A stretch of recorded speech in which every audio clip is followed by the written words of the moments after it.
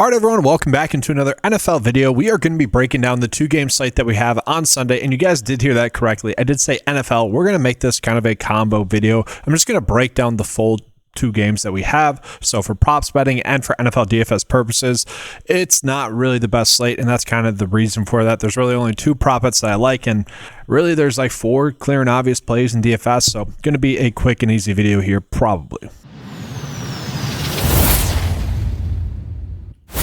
Now, we do need to look at the game preview. These two games are actually projected to be two of the highest scoring games of the whole preseason in week 2. Okay, so 40 and 41.5 points is pretty darn rare. We don't really see a line get that high. And both games are projected to stay close. So that is what we like on this slate. Now, what we don't like is that the playing time is very much going to be spread out. And there's going to be a lot of points obviously scored. And obviously that would mean a lot of offensive production. I don't know if that necessarily means we're going to be targeting a lot of over bets. Okay, so let's go ahead and start off with the early game, which is going to be Jacksonville versus the Saints. Now, we do know that the Jaguars are going to start Trevor Lawrence in this game, so I kind of expect similar playing time to what we saw in the first game as well. So that muddies up the situation actually a decent amount. We really don't know what to expect in terms of playing time then for the quarterbacks for say. It's probably just going to be spread out. When we look at the running back position, they are pretty thin at the running back position, which is typically a good thing. But what we saw in week 1 as well was that they ended up splitting the snaps a decent amount. And so let's just take a peek at the playing time. Yes, Nick Mullins ended up playing the most, but still only 25 snaps in that game. We look at the receiver snaps, guys, all extremely spread out, as we're going to see. Travis Hunter's going to be out. We're calling that out. Running back-wise, yes, 18 snaps was the most, and that was Tutton there. Tight end-wise, Hunter Long got some work, but Johnny Munn didn't play, and he's someone that could end up playing in this game.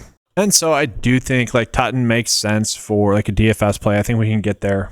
And so we do see like Tank Bigsby's at 19.5. I'd probably favor the under. Tutton's at 24.5. So kind of Vegas is expecting him to be the running back that gets the most work. So for DFS purposes, we're probably targeting that for props betting. Again, I'm like, it's a weird balance now because basically every single game we're going to talk about here, every team in this 2-game slate, the playing time's spread out. So like naturally I want to bet the unders, but again, we saw that the game totals are pretty high. So don't love that there. There is one player that I actually like though in this spot, and that's going to be receiver Parker Washington. Parker Washington is someone that at the end of the season last year really played well. I thought when Christian Kirk got banged up for the Jaguars last year, I kind of thought Parker Washington would have a better year than he ended up having. But overall, I thought he looked pretty good at the end of the year last year.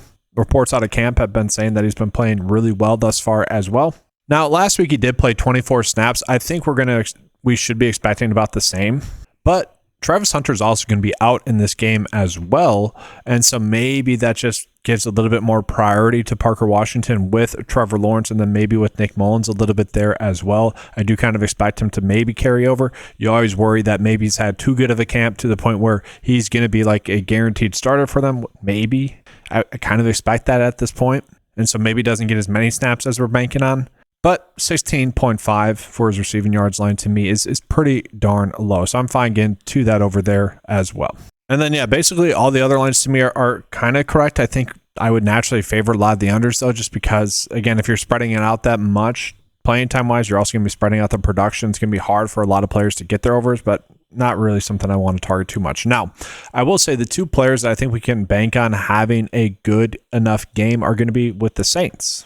So two receivers that had a lot of playing time last week for the Saints were Mason Tipton and Calvin Austin. So Tipton really didn't do all too much in the game, except for his one catch that he scored a touchdown, which was pretty huge for me DFS-wise.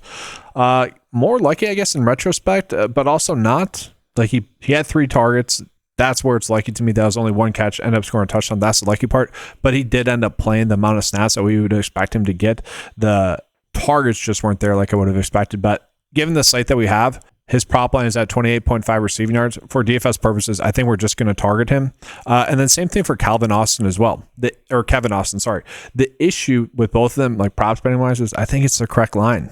Like, sure, they're probably going to play a lot, but the quarterback play isn't the best. And it is a high scoring game. Like we like that there as well. Austin was the player that was pretty decently involved. 5 targets, 42 receiving yards, like that there from him. But these two plays, because they're obvious, are going to be pretty chalky. And that's also something that we don't necessarily love too much. And again, like I said, their prop lines are seemingly correct. Now, for the Saints, they are going to be starting Tyler Shaw. They released their 4-string quarterback, so we are going to see kind of just a quarterback split in this game. Kind of indifferent about all of them, honestly, for DFS purposes or betting purposes as well. Probably more inclined to be on Rattler if you guys were to want to bet on him. Like, he kind of seems like the favorite to win the starting job, and then he's going to be going up against backup. So I'm kind of okay with that spot as well. Now, it's worth calling out Kendra Miller, 20.5 rush yards, Cam Akers, 16.5 rush yards. And there really just shouldn't be an edge there. I kind of expect them to spread out their workload now. Evan Kamara's probably not going to play, but even still, I expect the workloads to get pretty spread out there as well. Tight end wise, not really much there. That's the tough part about this slate here as well. So let's go ahead and jump on into the evening game. I think a little bit more people are going to be interested in this game as a whole. I can tell you there's one bet that I kind of like in this game. Let's actually just start with that. We'll start with the Chicago Bears. So we are going to see a lot of questionable takes here for the Chicago Bears. I'm not really expecting these players to sit. These injury reports are all pretty dated. That is something we will want, though, prior to game time. I wish we had this clarity, honestly, for the bet that I'm going to give you guys, but the player that I'm kind of teasing here is Ian Wheeler. It makes sense for him to get some work in this game. And Wheeler was someone that did only play at the end of the game, so that is concerning for sure. Played 20 snaps there, but I don't see those snaps necessarily going away. I kind of think he might have earned himself a little bit more work in this game. Kyle Managai, the player that I've been hyping up a bunch, guys, he ended up playing 25 snaps in that game, but we could see Roshan Johnson in this game. Maybe Swift ends up playing a little bit as well. That obviously, again, makes this bet that I'm going to give you guys a little bit more concerning. For DFS, I'm fine getting to Wheeler. And again, this is nothing that's like a lock and load by any means. I'll say that much. He only had 7 rush attempts and got 20 yards in that game. So we're really banking on him to get 7 rush attempts again, and hopefully he can get to his over 16.5 rushing yards. So really, those two guys, Parker Washington and Ian Wheeler, are the only two that I relatively like. I want to make that clear. Not much going on in terms of us having clear, blatant edges. And really, the spots that are kind of the easiest to predict in terms of that are typically in the passing game, like with quarterbacks, because you can gauge how much they're going to play and you can kind of gauge the opportunities that they're going to have. Don't see much there as well. Now, what you will see for like DFS purposes is a lot of high passing yards in this late game. So Mitchell Trubisky, Tyson Bagent, who played a lot last week, and then Shane Buechele as well, 88.5. Okay, so DFS-wise, we're probably getting to those players a decent amount. Now, I will say I'm a little bit interested in Luther Burden as well, who had 3 targets, 2 receptions, 29 receiving yards in that game. I don't mind his 22.5 receiving yards. I was actually a little bit impressed by both Burton and also Colston Loveland. Colston Loveland, I was a little bit worried when he was coming out of college. He was like stiff. Didn't look as athletic as you would want a tight end to be, and I could have been wrong about that. Like, I thought he looked pretty good for, obviously a bigger player. He's basically a more athletic Cole Kmet, if you will. And then Luther Burden, I was actually shocked with. I thought he looked pretty solid as well. No, it'll be interesting to see who Caleb Williams ends up throwing the football to. He's obviously expected to start in this game. And I do think maybe he's potentially playing this game because Case Keenum is out. We'll see, but that's why we're seeing Bagent get that high passing line again. And then you also have Austin Reed. Austin Reed, just not a good quarterback. So for like DFS purposes, we're probably looking at Bagent a little bit. If you want to bet his overs there, you could. Kyle Managai, we're going to play him. Okay, I think we just are. He looked good.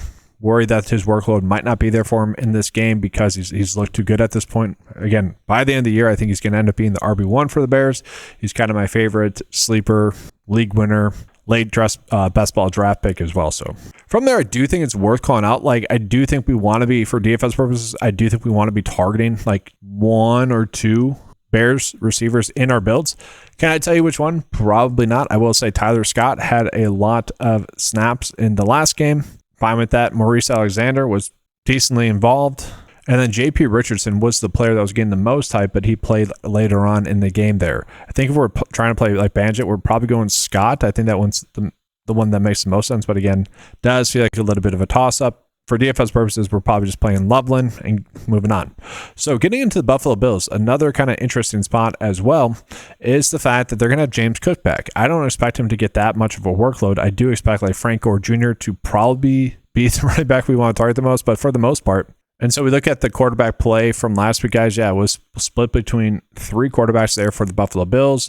Running back wise, you did see Frank Gore Jr. get the most snaps, 21 in that game. But again, James Cook might play a little bit. Ray Davis, Ty Johnson, how much work are they going to get in terms of receivers? The one I want to be on the most is Shavers. I think he could get like at least the same amount of work. 18 snaps, that's not a lot, but he's been someone that's been impressive for them. Steven Goshnell has been someone that I guess has been just like a fun player for Bills camp. A lot of people have kind of been hyping him up. Only played 15 snaps. Wilkerson was someone I was on a decent amount last week for the Bills. Didn't really do much, only 20 snaps in that game. So again, really just feels like a guessing game. And I want to toss out like KJ Hamler, guys, 13 snaps in that game. Like, it's kind of insane that we're even getting a line for him in general for like betting purposes. 20.5 receiving yards, 1 target, 1 reception, 39 yards. Like, that is crazy to me. And so, like, lineup pathwise for DFS, this is going to be an extremely chalky build. And that's why I'm not a big fan of the 2-game slate as well. For what it's worth, guys, I'm not a big fan of the showdown slate as well. I like the Bears a little bit more, so probably favoring them a little bit more for showdown purposes for that, but is what it is. So again, guys, for like betting purposes, as it currently says right now, we're really not getting any middling opportunities as well. Should call that out to you guys. Any big ones or worthwhile ones. So Parker Washington, Ian Wheeler for their overs right now at like 16.5 for both of them. Slight edge, nothing like too great, and don't exactly know if Wheeler is going to get that playing time. Wish I could give you guys more, but that's just not something I don't like to force content out to you guys or force picks out to you guys if it's not there. Gave you guys this breakdown. Probably still went a little bit too long. Apologies for that, but leave a like, subscribe to the channel, guys. If you guys would like access to the NFL DFS lineup optimizer or the NFL DFS prize or NFL prize picks optimizer, you guys can get access to all the tools available on the 9to5 website for a low monthly cost of $10 a month. Including that is going to be all the fantasy golf tools as well, and also the daily write-up. Haven't decided if I'm going to do a daily write-up or not. I might just put the picks into the Discord that I'm going to be on, just because, again, it's a pretty straightforward slate. So just an FYI there for any 9to5 site members. Thank you guys for watching. Good luck. And as always, let's keep cashing.